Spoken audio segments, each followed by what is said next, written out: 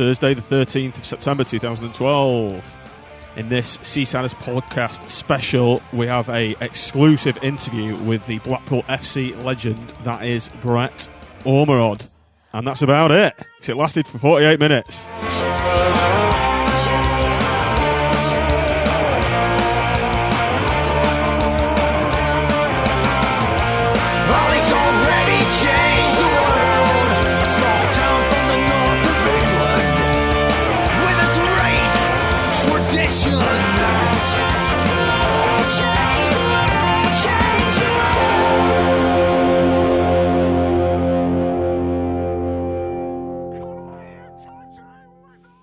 Hello, all you Blackpool Football Club supporters out there. Welcome back to the Seasiders podcast, episode 67. Interview with a legend. Interview with Brett Ormerod. And in the studio today, it's just me. No one else. Just me and you, dear listener. As I said in the interview, this is an exclusive episode of the Seasiders podcast. Exclusive in that I secured an interview with Brett Ormerod, the Blackpool FC legend that is Brett Ormerod. Had a great chat with Brett about both his spells at Bloomfield Road, the two playoff finals he played and scored in. And we went to talk about his horrendous leg break at Wycombe. Then we talked about other things like the state of the training pitch at Bloomfield Road, our bittersweet season in the Premier League, his time at Southampton, favourite managers, chairmen he's played in, and so much more. It went on for so long. Me and Brett had such a great time. Well, I did, not sure about him. We actually chatted for 48 minutes. So, without further ado, here's my interview with Brett Ormerod. Enjoy. Okay, in this Seasiders podcast exclusive, I'd like to introduce you to a man that has not only scored for the Seasiders in each of the four divisions, but was also the scorer of the £90 million goal which fired the club into the Premier League for the first time since 1970. And he did all this with two broken legs. It gives me great pleasure to introduce the living Blackpool FC legend that is Brett Ryan Ormerod. Hi Brett, thanks for joining us. It's a pleasure to have you on. Thank you very much. It's a pleasure to be on. You're actually the first ever Blackpool FC player that we've ever interviewed on here, so it's an honour for you and it's an honour for us, I guess. Definitely. I realise that. Just out of interest, do any of the lads know about this podcast? I doubt they have. I'm not sure, to be honest. I don't know. I couldn't. You'd have to ask them, I think. Yeah. I'm not sure at all. The ex-lads, should I say. Who's the most tech-savvy out of the Blackpool lot? Who's what? Technical? Yeah, who's into the gadgets? I don't know. I think Fletch knows his way and everything. Fletch is one of them who... Yeah, he seems to have all iPads and stuff and just know how to work them all and that. Oh, right. He's all about the bling. He's on Twitter as well, isn't he? Maybe should ask him to get him on here. Yeah, get him on. He'll know. He'll get on Skype. He'll be able to see you and all that. Oh, that's right. So you haven't been training today, have you? Andy Morelland's, he still got it? Yeah, he's going. It's been quite bad for us. Andy's, he's a good lad, and he's still keeping himself fit. He scored two crackers at the weekend. Yeah, he definitely still got it. Yeah, good old Andy. Right, Brett, I'll just start firing off these questions, don't you? Don't want to take up all your evening. Right. We've got a mixture of questions from the listeners, and then some for you we've made up ourselves, so in no particular order. What has been your best and worst moments playing for Blackpool? Best and worst, I think, obviously... I think the best answers itself, doesn't it? Yeah, well, I think both playoff finals that we played in, I was lucky enough to play in two playoff finals and we won them both, and I managed to score in both. So I'd say, they were both probably, the Wembley one and getting to the Premier League edge is the other one, but the other one was special, very special for us, because at the time that was my first promotion. And as for my worst, it came off the back of my worst, which was obviously breaking my leg for Blackpool, and being out all that season, and then ending up with getting relegated. So, that was probably the worst at that time. And then obviously the season after we managed. So, I definitely set up both promotions. the Ryan Sugden moment at Oldham wasn't actually at that game. I was living in London at the time. It must have been a heartbreaking game to play in. I can't remember that when I didn't play in it. Obviously, I broke my leg. Oh, that's right. Yeah. Like I said, broke my leg in October. At Wickham, 23rd of October 1990, because it was just a few days after my birthday. I think just a few days after my 23rd or 22nd birthday. And then I was pretty much out all season. I ended up going to Lilleshall twice at the end of that season. And obviously, over Christmas, I think Nigel Wormington stepped down and Steve McMahon took over. So I didn't really play any part in it. He put me out all season with that. So I can't actually remember who we played when we went down, but obviously it was just a horrible feeling to know that we had. Yeah. Right, well, we'll move on to a nice brighter subject then. Who's the best player you've ever played with throughout all the clubs that you've represented? It's a tough one. I mean, I'd say Matt Letizia is probably the best. That's actually put in brackets on our questionnaire, Matt Letizia. Yeah, but I mean, I probably, I only played, I managed to play him once, I think. He was coming to the end of his career, so he weren't in his prime, nearly. I've been for, but I think for all round them and, what they've achieved, probably Matt Letizia. Yeah. Great player, wasn't yeah, it was fantastic, everything. I think I thought about this because I can only go off the best. I managed to play with a lot of good players, but I think I've always said one of the best forwards I've played with was obviously Kev Phillips. I played with him at Southampton and at Blackpool, just as an all-round striker and everything, and the fact that he's still going and he still scored loads of goals last year, and that is probably, I put Kev Phillips up there as definitely the best striker I've played and come across. Right, excellent. Hope for you, yeah, as well, because he's 39, isn't he? So you've got, 6 years to go? Yeah, but he's a different kind of player to me. I'm knacking now. My legs have gone, I think. Kev was just a good goal scorer, and me, I had to run around as well, so it killed me. You had to earn your goals, didn't you? Right, that's answered question number 3, your favourite striker we've played with. Fourth question, who's the toughest defender you've ever come across? Again, a very hard question. I'd have to say, playing in Premier League, especially with Southampton, when I first came into it, I think, you had your usuals, your Terry, your Rio Ferdinand, any centre-half really, who were in top lot seemed to be, a different breed. From the old kind of centre-halves, they were all very quick and all really good on ball and things. So I can't really say which I've come up against one in particular that I thought were any better than the rest, but I'm just thinking once you hit that Premier League, they're all, I'd have to put Ferdinand and Terry up there in just as an example of, what kind of defenders I was used to playing against, and then I came up against,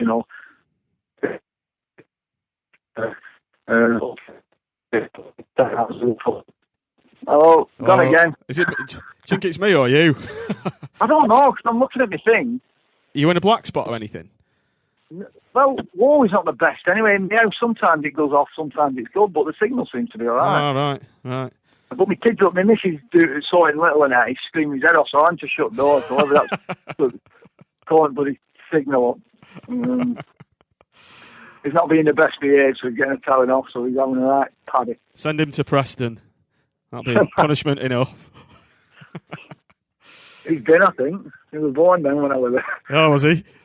Yeah, I'll threaten to send him back. Right, Frank LeBuff, I just got the end of that. So, yeah, it seems like a long time ago, that, doesn't it?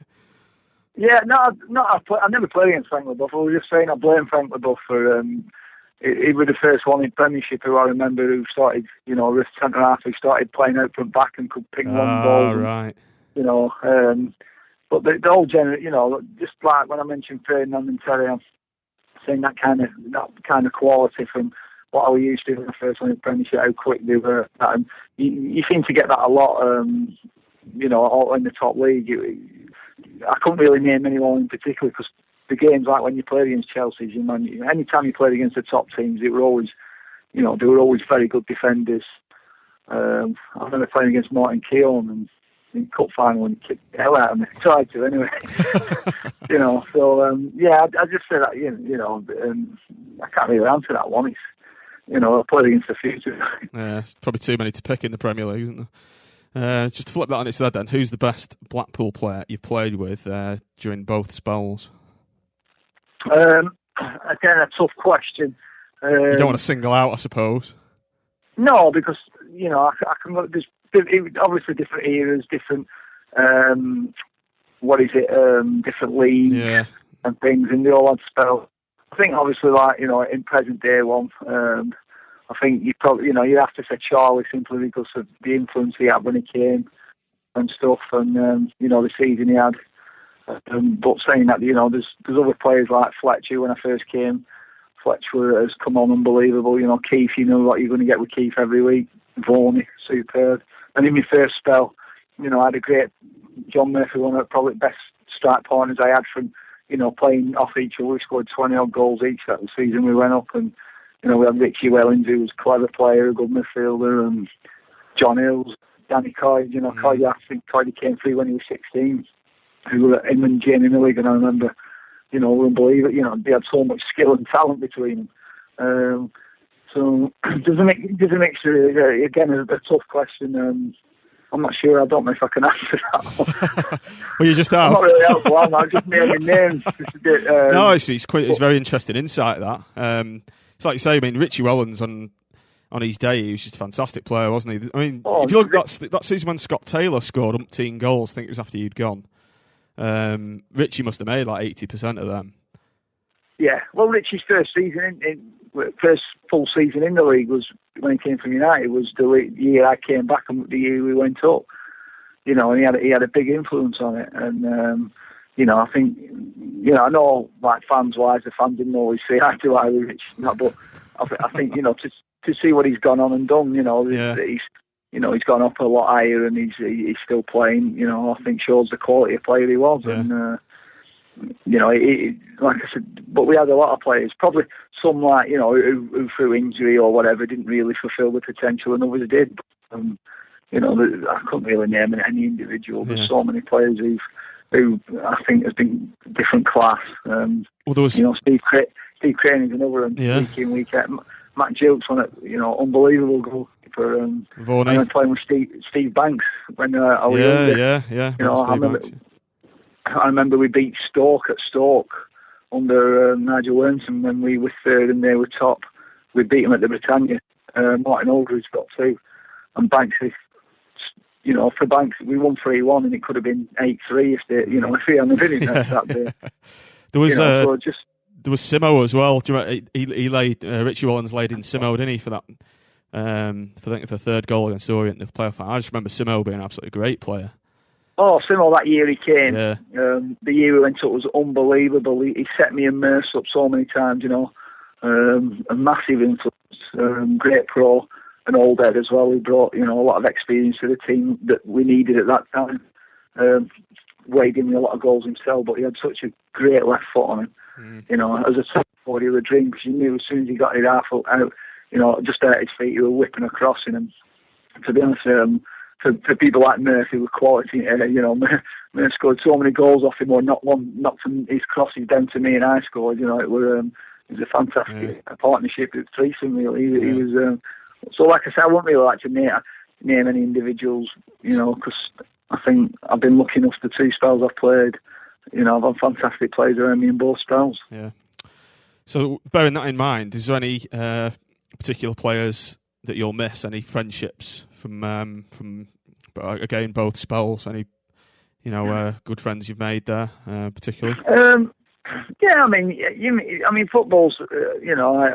I remember someone once saying to me, you don't have friends in football, you're just acquaintances. But I've met a lot of friends in football, and I still keep in contact with most of them anyway. Keith Southern, I still speak to on a very regular basis. Danny Coyd, I still speak to a lot. John Hills, Fletch, I still speak to Fletch and that a lot. And I'm still in contact with all like Steve Crane, Vaughan, from third spell. I see Jamie Milligan, I still speak with Jamie Milligan a lot. So, yeah, I keep in contact. I don't really miss them because I'm always on phones with them. I think they're bored of me, but because it is. But I think the friend, I've a lot of friends, and I still keep in contact with a lot of them. But I do miss the dressing room, especially from the time we went up, because I think that's probably one of the best. I think I consider myself lucky to have been in a lot of dressing rooms at a lot of clubs that we've had fantastic. I've always been lucky in a way that I've always seemed to come into clubs that have had good dressing rooms and that. But the year we went up, I think because of everything was against us, and we weren't fancied or anything, and we just seemed to upset everything and play great football and go unbelievable in a fairy tale fashion sort of thing. Yeah. I think that's probably, that squad was so close to each other, and, it's, you don't get that a lot in your lifetime, so you cherish it when it's there, and obviously miss it when it's gone. I mean, talking about that fairy tale game, the playoff final, when you stuck that goal in to make it 3-2, obviously you didn't know it was going to be the winner at the time, but it did turn out to be. But can you describe your feelings as you saw the ball at the back of the net? I remember being just absolutely knackered because it was so hot. It was 110, ridiculous, wasn't it? It was ridiculous heat. Even in the warm-up, we come in and we were absolutely sweating and all that. And obviously, I think I was 33, 34 then anyway. So, it's not like you're a spring chicken there, but it were, we'd had a lot of the ball first half, and, we managed to come back twice, and probably, our player didn't deserve to be down, but I just remember it ball breaking to me and Marshall jumping at me, and I just seen the gap in his leg, so I just toe bunged it through straight at him.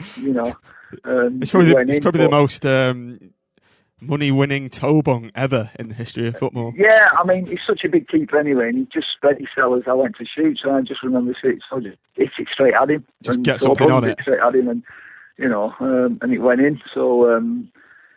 it was just, but to be honest, when it had gone in, I think everyone jumping and I was just walking back slowly to halfway line because just absolutely nuts. It was such an hot day. It was just, we were just waiting to get half time whistle and get in and stick my head in some ice or something. It was just absolutely, the temples were just booming, like the heartbeat, It was such an hot day, but the relief after the final whistle is probably a feeling I just couldn't describe. I know. It was unbelievable. It was the longest 10 minutes of my life. That last 10 minutes, I was like going, in 10 minutes we'll be in the Premier League. It was like an almost surreal moment for a lot of Blackpool fans, because we've seen them through the dark times, and there we were, like 10 minutes away from the Premier League. It was just like a dream. So. Yeah, I mean, I've been there some dark days, and that would just. To get Blackpool in the Premier League, I mean, it wouldn't have been said 4, 5, 10 years ago. When I was there first time, if you'd have said Blackpool in the Premier League, I think no one would have believed you. They'd just laughed at the pipe dream. But the fact that we made it reality was something that still stands up to this day. I think Aaron Holloway said at the time that it was the lowest budget that any team had ever got promoted to the Premiership, and it probably still. I can't ever see that changing. I can never see that being done again on the budget, that we did it on. Yeah, brilliant. So, how did you mentioned it previously? How does it compare to the goal against Orient? I think obviously against Orient there wasn't as much. It was just like the icing on the cake, wasn't it? The Orient goal, but how did the two goals compare? How did you feel after you scored both goals? It's frightening because the games were pretty similar in the sense that. In the both games, I felt we were playing better. We were a better team, and yet every time they went down, they seemed to score. Leighton Orient, I remember me and John Murphy just looking at me. I think Barnsley slipped after about 22 seconds, and the lads just nicked in, gone round and put it net, and all the hype up to the game and everything. And John Murphy just looked at me and as if to know what the F, sort of thing. And I've looked at him and thought, oh shit, it was just such a thing here, and we got back in it, didn't we? And then they scored straight again. That Scott Howard. Yeah, we managed to get back in it. I think it was Hughes. Hughes got a great header from a corner. Yeah. And I think the keeper made a few good saves off Merce and one off Danny Coy, if I remember. Coy hit a good shot, and then it just seemed like they went down and scored again, and it was like, what? I know. WTF again, yeah. It's Brian Reid equalised, didn't he? With Brian Reid. Reid equalised. I think it hit his heel and bobbled up. Somehow it went in, and Reid ran off like he volleyed it in top corner. It was just 2-2 at half time, and then I think actually second half. I always remember the laddie kick post. I think at 2-2. That's right. Yeah. For them up front. Yeah. And in the spell, probably one of the spells that they actually were on top, and they hit the post, and then we went straight down, and Simo scored, and then obviously I got the fourth, which was more relief really, because I think that was. It's a bit different with the play, because obviously it would end at first half in playoff final. We had a whole under 45. This were once we'd scored that, we more or less knew that were us. Then they'd gone Leighton Orient, and it was that's it. We know, unless absolutely something absolutely stupid happened, we won the game. So it was more. Both games were pretty similar, apart from in the way that at the time it just seemed to be every time I thought we were playing well and we looked like we were going to score, the other team seemed to go down and score. Yeah. So, but both games were surreal games. You didn't seem to get them in an average league game. No matter how many times you played in league games, it just didn't seem to be. I can't remember playing in too many, but just swung back and forth like that. Yeah, and of course, no backflip celebration in the Championship playoff final, which I was a bit disappointed by. Was that an impromptu thing in the second division playoff final, or was it something you'd planned? And I bet you can't do it. And I bet you can't do it these days. I haven't tried it, to be honest. I used to do it all the time when I was younger. Yeah. Not anymore, though. I think I first did it when I scored against Preston at Deepdale when we won 2-1. Yeah, I think that's the first time I did it in football. But I used to do it at home, trying to show off when I was younger. And I used to do it at school when I scored in school team. And I did it a few times that season. But my mum always said, you're going to land on your head one day, bloody, hurt yourself and make yourself look at that. So stopped doing it, to be honest. And today I haven't tried it for it. I reckon I'll be able to do it on a trampoline, but I'm not sure I could do it on floor anymore. Right, now moving on to the present day. How much of a negative influence was the Charlie Adam transfer saga on the dressing room after Christmas, and do you think it contributed to our dip in form in the new year and our ultimate relegation? Because we played so well in that first half of the season, and all that kerfuffle happened, and everything just seemed to go wrong, didn't it? In the new year. Yeah, I don't really think it. Did it affect the dressing room? If you know what I mean. No, not really. No. Because I think everyone, in football nowadays is really, you've got the thing with football is that it's always changing, and that's what happens. People move on, and I don't really, to be honest. The best thing I can say to Charles about Charlie is that it really didn't affect him. He got his head down and give his 100% for Blackpool right through to the end, which not many players might have done. If they're thinking of the future, they might not and wanting to go to big clubs and that. They might start thinking about not getting injured and pulling out of tackles and things. And to Charlie's credit, he never ever did anything like that. He always gave 110 for Blackpool right through to the end. And I think I don't think it affected us that much. I think there were other things in the way that I think probably our approach at times in Premier League was a bit naive. The gung-ho approach, do you mean? Yeah, maybe. At times we might have been a bit naive. Where say I don't know. Maybe it's an hard one to pinpoint, but I think sometimes because when we come from Championship and used to winning, sometimes sometimes we'd probably chase a win when we were drawing. When a draw, but I think it might have took us a bit to realise that a point in the Premier League is a good point. You don't always have to win every game because not many teams, only the top teams really do win regular. It's such a hard league. It's just you get punished one slight error and you get punished. Generally, that was the main difference for me. Yeah, and that was it. And I think don't get me wrong. I think losing Gillo was a big blow. Yeah, not that that's any indictment on Richard Kingston. Because Richard pulled, on his day pulled off some fantastic series. But I think Gillo was a big miss for us that year. Definitely. And in the run into the end of the season, and like you said, I think that the thing is, I think we've probably got on one or two ends of some bad refereeing decisions. I remember the Blackburn game where, being from Blackburn anyway, I was desperate to win that game. We're 2-0 up, but I think we're 2-1 up, and the lads. We got a corner. It should have been a corner, and he gave a goal kick. Wiped out. Yeah, and then he gave a foul against him. It was Howard Webb, weren't it? Yeah, and he gave a foul against him, and then that ended up with a 2-0. And I honestly think if we'd have won that game, I think we'd have stopped. Yeah, I always think that Blackburn could have gone the other way that day.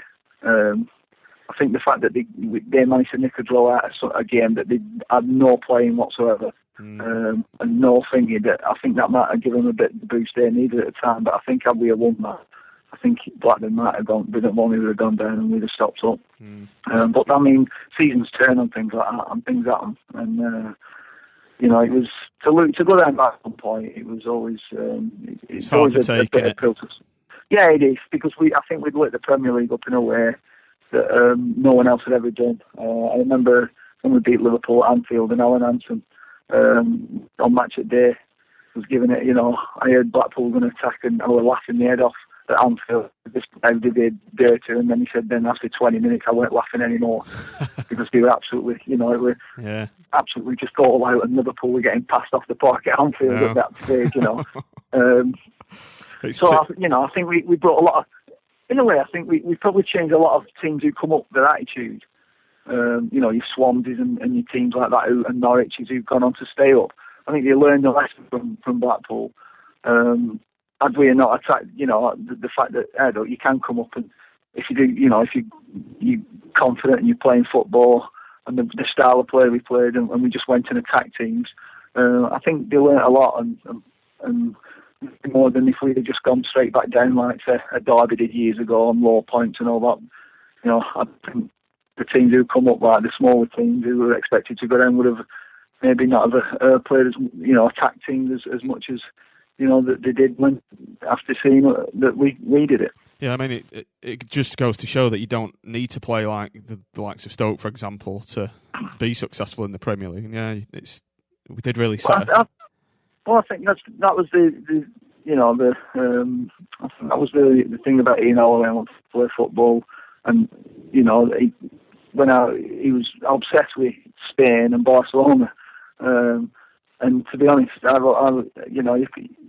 you always felt that if you want to be the best, then try and play like the best. You might not. All right, we're never going to have a Xavi or a Messi in our team, but the way they played and the way they dominated the ball, and that's what Ian Holloway wanted us to do. And and like I said, he got us promoted to the Premier League. He got us to within a point of safety when no one said, beginning of the season, he said we won't win a corner. So it just goes to show. And I think football is changing in a way. English football in the Premier League, and that is changing. More teams, and he's filtering down. There's not many, even in a conference where I'm playing. There's a lot of teams playing 4-3-3 now rather than your old 4-4-2 and lumping it. So I think football is changing. I think Blackpool and Ian Holloway were a big influence on that doing so. Oh, very interesting. Yeah, Blackpool are changing the face of football. Who'd have thought it? Well, he's always the guy. He's done it more this year. I think he's always trying to progress and just take it one step forward every time. And he obviously knows that he's very good. He's a manager who's got a very good eye for talent. He managed to pick young, good players up from teams. For next to nothing as well. For next to nothing, and seems to be turning into what could be, what are looking and promising and up and coming footballers. Tom Ince was in Liverpool Academy, as far as what I remember when he came, and he was very raw when he first came. In 12 months, he changed in unbelievable. Matty Phillips from Wickham, Matty hit the ground running, to be honest. He struggled at the beginning of last season. He sent him out on loan, Sheffield United. By the time he come back, he was absolutely turning defenders up. Angel Martinez, he's just come from nowhere, hasn't he? What a fantastic player he is.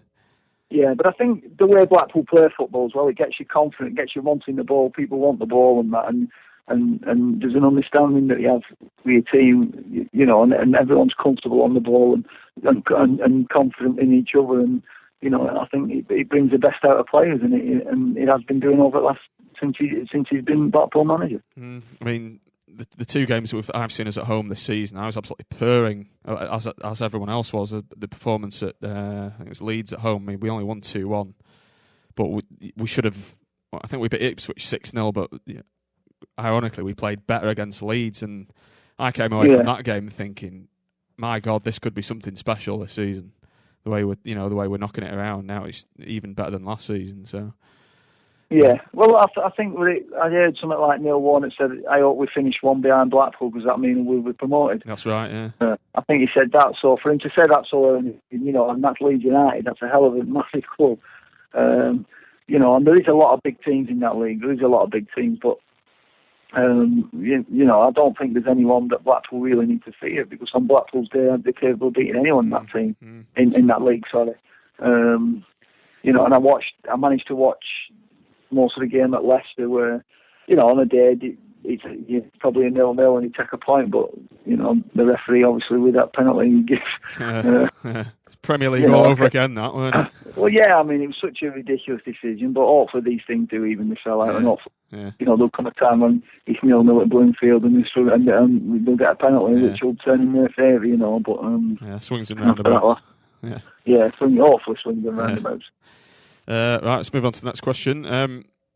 There's a lot of conjecture about the training ground down at Squires Gate. Does it actually affect a player's morale, or are you not really bothered about it? Well, it never really affected me, to be honest. I mean, especially the second time, because it is what it is, Blackpool. It's quite, I think... You knew what to expect second time round, didn't you?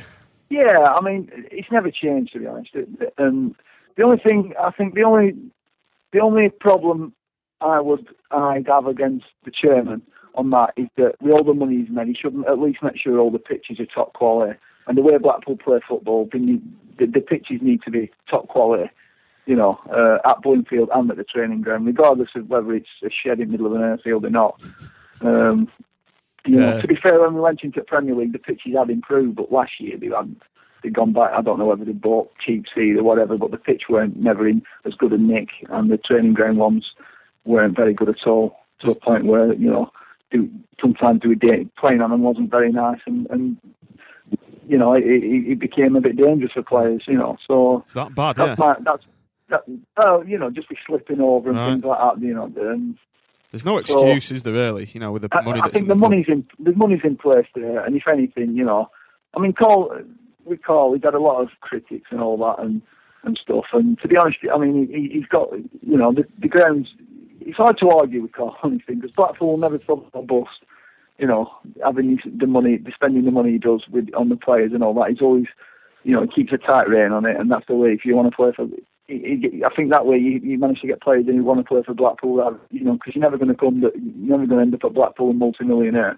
But what he does do, he does that well, and Bloomfield's changed unbelievably. You can't argue with the promotions and the success. But from a player's point of view, I'd say that even if the training ground wasn't to get done, even if you could still do things up to that training ground, you could still make it better than it is. And the pitches is the main thing, I think. That there's no excuse. What does Ollie say to Carl about the state of the pitches? I mean, I don't know. You'd have to ask him. I think the manager's probably had a few head-banging meetings with him. But Carl's big Carl. He can be stubborn and things like that. But like I say, I just think I think you could have the pitches, regardless of what you're training in. Like I say, if it's a shed or what, you can have the pitches dug up and done properly and have them pitches thingy. Now, whether the training ground will get done, I honestly can't say. I'd like to think it would, because I think there's one thing that should be done as a legacy to Blackpool Football Club is having a training ground that, that the club deserves and that will attract future players and stuff. As far as I know, the plans are in place and they're trying to get that going. Hopefully they will do and get it up and running. Yeah, hopefully Owen will use some of his 11 million, eh? He got a little bonus out of it, didn't he? Well, I mean, that's the other side of the car. I think with that, I think fans, what irritates fans, I think, is from any chairman in the Football League, I think there needs to be, unless, someone's investing their personal wealth, which is like the Man City, if it's money that's been earned through football and that, I think there should be a degree of transparency in what happens with the money. I can't really comment on the 11 million. No. It's almost like where the Ormerod money went. that all went under the South Stand, apparently. Yeah, well, I mean, that's another question. You know, I can't really. I have no idea. That's more of a jokey question, that, to be honest. But that's the only question you could ask the chairman. I'll have to try and get him on air then, shall I? I'll make him my next interview. I think from a fan's point of view, if you're a fan and you're paying your money week in, week out in your clubs, what you would like to see, I think, the club funds and everything is a bit of transparency in knowing that the money the club's made is going to make the club secure and improve the facilities and hopefully get the players you want in, and things like that for the future. Yeah, so, but all the rest I can't really comment on because I have no idea. Right, speaking about the future, what are your plans for after football? You taking your coaching badges over to stay in the game, or someone's put, are you looking to go back to factory work again? And I think I know the answer to that. Well, factory work, but I'm in a position where I'm going to have to do something. I've thought about it long and hard. I've never really thought about whether I want to be a coach or not. I've always loved playing. But the closer I get, I mean, I still haven't done my badges, but I might be doing them end of season. I'm not sure yet. But I just haven't decided. I've been looking to get a 2-year deal at Wrexham, so at the moment I'm still putting all my efforts into playing football and enjoying it. Just trying to enjoy it as much as I can. Because, once it's over, it's over. And, so at the moment I might be end of season. I might be looking to do some badges in that and get them under my belt, and then see where I am after my second year, and see what happens. If I finish this 2 years that way and I still feel fit and if someone wants me, I might try and carry on playing. I'm undecided, to be honest, but I think I'll probably look to try and get some badges done for end of season. Right. You could rekindle your partnership with Murphs back at Blackpool. Well, to be honest, it was I spoke to him in the summer about it, and it was something that did interest me to be a backup player and start, coaching at Bloomfield and helping with the development squad with Murph and that, which did interest me. But obviously, the money calls offering he's not, I'm at the end of the day, you've got to keep playing and you've got to earn as much as you can while you can, because it's gone and. I can still earn a lot more than that playing football, and why not when I'm still enjoying it? I might as well finish my football side of it first, and then try and get my badges in and see if anything comes up. Yeah. If it does in a couple of years' time when I finish, maybe I just don't know. I'm not. I honestly don't know. I'm just concentrating on playing at the moment. Yeah. So just going back to your leg break, someone asked me to ask you. What was it like after your horrendous leg break? After your first game back, were you nervous going into first tackles, or was it business as usual? I remember. I remember this. I brought. We went to St Kitts with Steve McMahon took us to St Kitts the season I come back, and. I think we played that. But come back. Me and Johnny have been in summer, and I've got my fitness and everything. And I think Joe Republic or something. We played a team. We played 2 games. We won the tournament. It was a triple tournament between us. There was St Kitts national team, and I think it was Joe Public they were called. I forgot what team. And I didn't start the first game against St Kitts, but I started the second game. And I had my pads, and I just remembered. Try not to think about it in that. And in the first 5 minutes, I got absolutely done on my leg. On the leg? Literally in the first 5 minutes. Joking. It was like the lad's tackled me and he's come just over top at ball and he's gone through and he's caught my pad and really give me a belt on my leg. And he did it just like a normal kick, to be honest. And to be fair, he probably gave me that bit of confidence. I got up, my leg was fine. And to be honest, I never thought of it again. It seemed to really just. I thought, right, that's it. Set your mind at rest, something like that, I suppose, doesn't it? It was a double break anyway. I had a tib and fib break, and the doctor at the time said, like, with a bone callus and that grows away, you'll never break it there again. That's probably the strongest part of your leg. So if you ever, and to be honest, when I broke it a few years later at Preston, I broke the smoker on it back. The reason it broke so bad was that my ankle got twisted over and the backbone broke up to where the original break was, and because that was strong, it just shattered the little ball into 5 different pieces. So that leg break at Preston years later probably ended up worse because of the callus and the strength in your leg from breaking it at Blackpool. So that was punishment for going to Preston, Brett. You know, that's sort of thing. There, but you know. You deserve everything you get, in my opinion. Right, let's got 3 more left to go. What's Ian Holloway really like? As fans, we only see him on match days or at press conferences rolling out funny quotes. Does he have a serious side, and what's he like to work with on a day in, day out basis? I always said that Ian Holloway. I used to think he toned it down for cameras.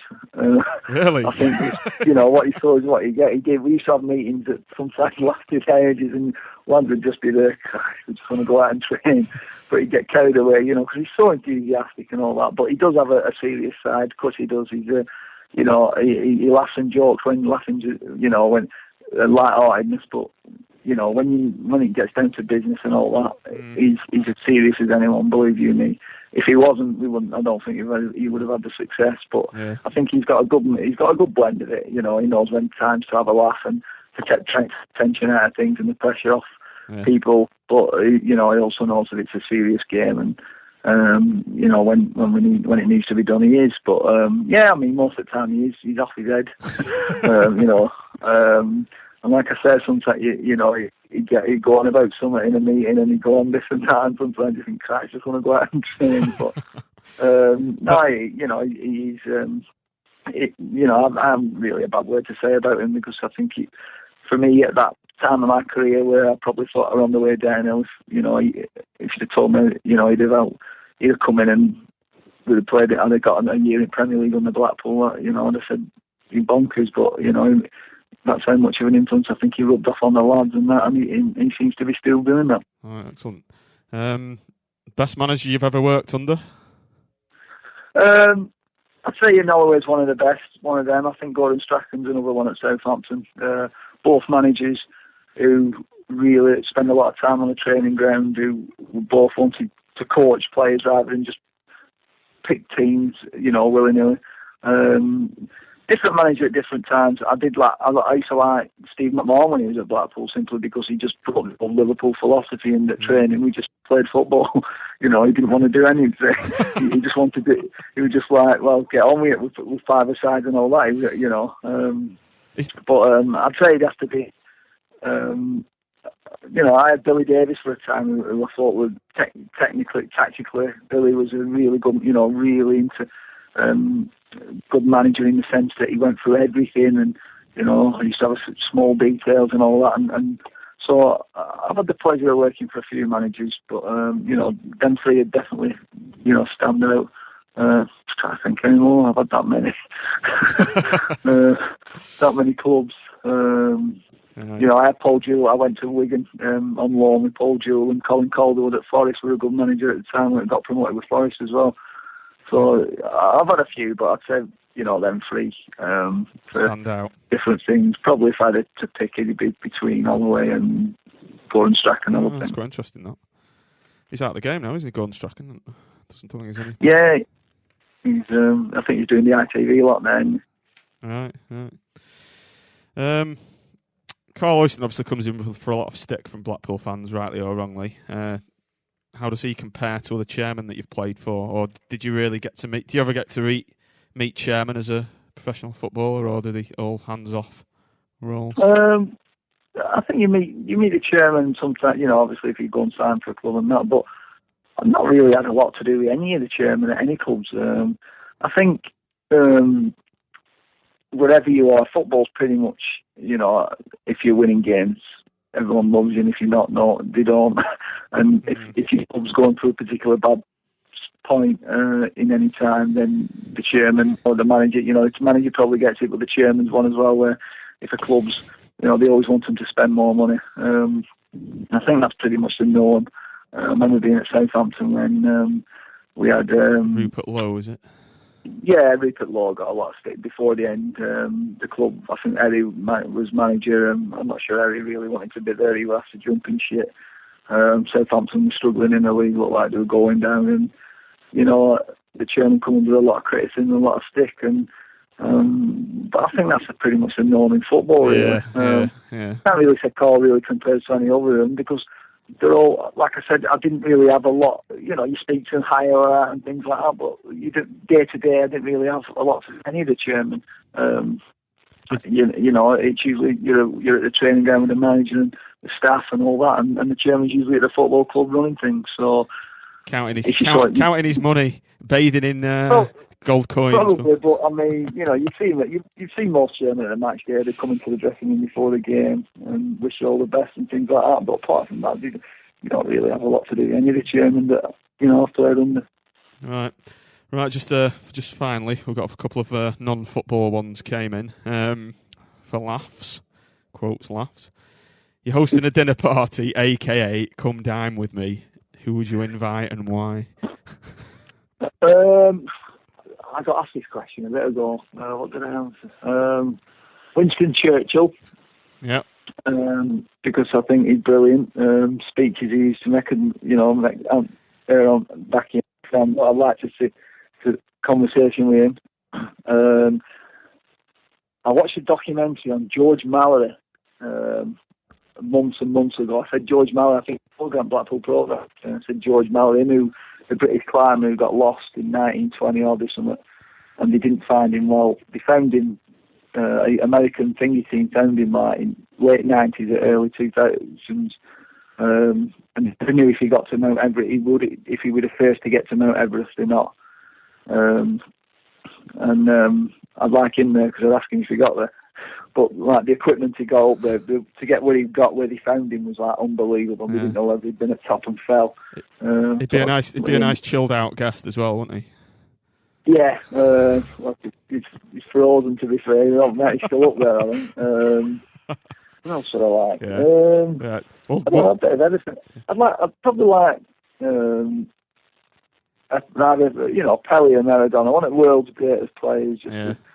See how the antics and how they cope with all this pressure and success and all that.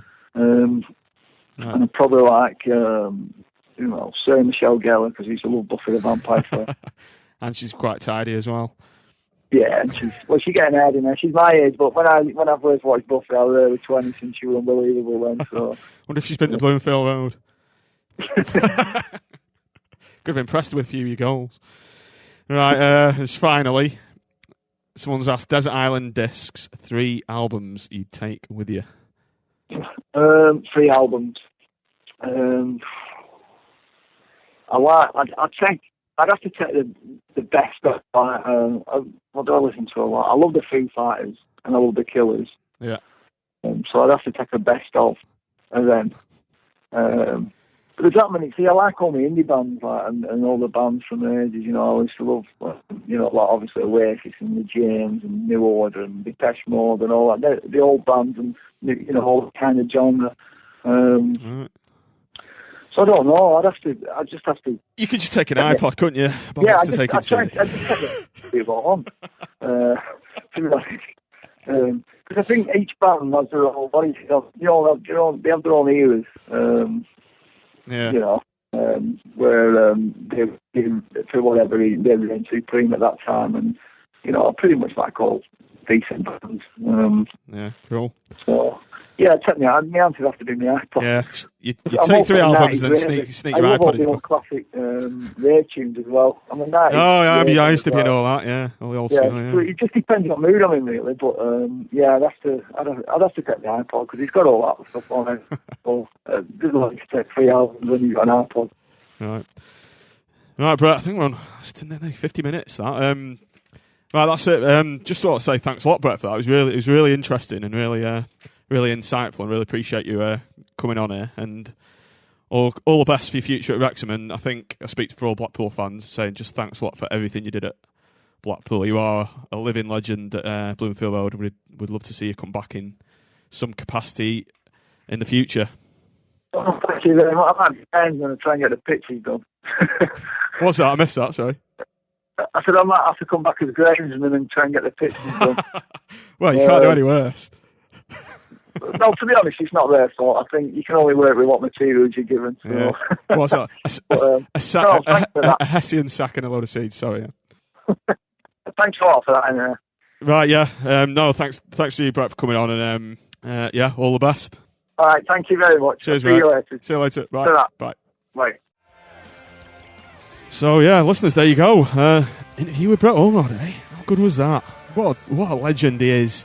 And he's such a top guy. Taking all that time out to speak to him, and the actual length I was on that conversation with him, it did not feel like 48 minutes at all. It went like that. And if I had a clicking sound effect, I'd do this. I had to do one myself then. But yeah, great stuff, listeners. I hope you'll agree. Hopefully I'll try and get a few more of these interviews lined up because it was really good. Quick point though, it did actually cost me £8 because I had to use Skype out to call a mobile. So if you did like this interview, you do want to contribute towards these costs, drop us a couple of quid, seasiderspodcast.co.uk/donate, and I'll keep more of them coming. Right, Barnsley on Saturday, we'll come back to you after that, so tune in then for the next episode. Thanks for listening. Up the pool.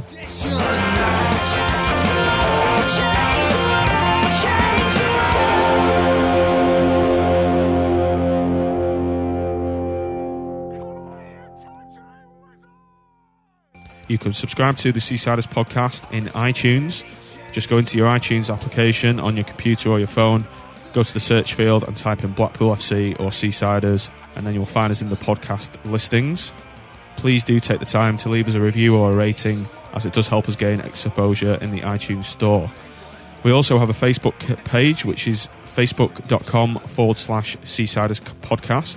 We're also on Twitter @SeasidersPod is my handle. Follow me and I will follow you back if you send me a tweet telling me you listen to the show. We also have a blog which is at seasiderspodcast.co.uk.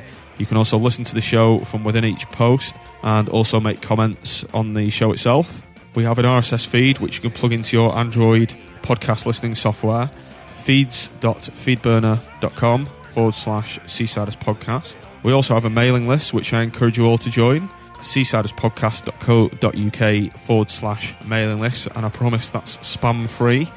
And finally, we also have a voicemail comments hotline where you can call in your comments to the show and we'll play them out on the next available episode. Please do bear in mind there is a 90-second limit, so you need to keep comments brief. The number there is 01253 807 656. That's a local call, local Blackpool number. So once again, thanks for downloading, thanks for listening, and we'll speak to you on the next show. We're up the pool.